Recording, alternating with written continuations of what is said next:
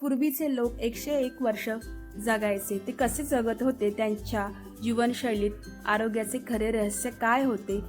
नमस्कार मित्रांनो, आजच्या काळामध्ये मधुमेह, रक्तदाब, लठ्ठपणा, सांधेदुखी आणि मानसिक तणाव यांसारख्या समस्या लहान वयातच दिसू लागल्या आहेत.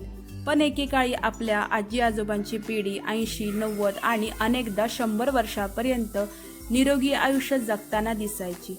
त्यांच्याकडे महागडी औषधे नव्हती, जिम नव्हती किंवा विशेष डाएट प्लॅनही नव्हते. तरीही ते तंदुरुस्त कसे राहायचे हे आपण आता या व्हिडिओमध्ये जाणून घेणार आहोत. नक्की व्हिडिओ शेवटपर्यंत पहा. यामागचं रहस्य, त्यांच्या साध्या पण शिस्तबद्ध जीवनशैलीत काय दडलं होतं ते आपण आता जाणून घेऊया. पहिलं, पूर्वी दिवसाची सुरुवात ही पहाटे लवकर व्हायची. सूर्योदयाच्या आधी उठून ताजी हवा घेणे, अंगणात फिरणे किंवा घरातील कामांना सुरुवात करणे ही त्यांची दिनचर्या असायची. त्यामुळे शरीर आणि मन दोनही ताजेतवाने राहायचे. त्यांच्या आहारामध्ये ज्वारी, बाजरी, नाचणी यांसारखे पौष्टिक धान्य असायची.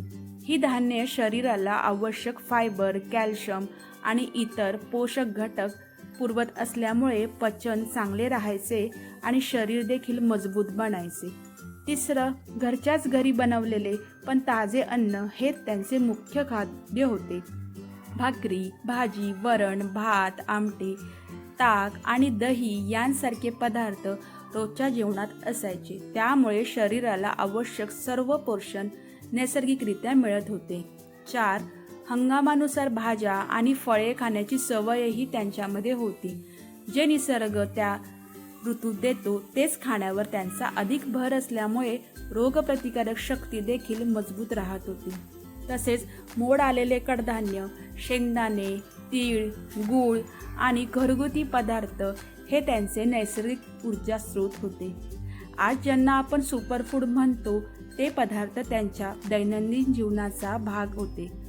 6, शारीरिक हालचाल हा त्यांच्या जीवनाचा अविभाज्य भाग होता.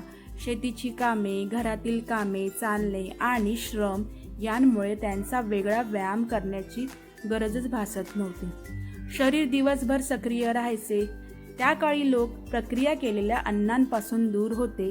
पॅकेटबंद पदार्थ, कोल्ड्रिंक्स आणि फास्ट फूड यांचा वापर अत्यंत कमी होता.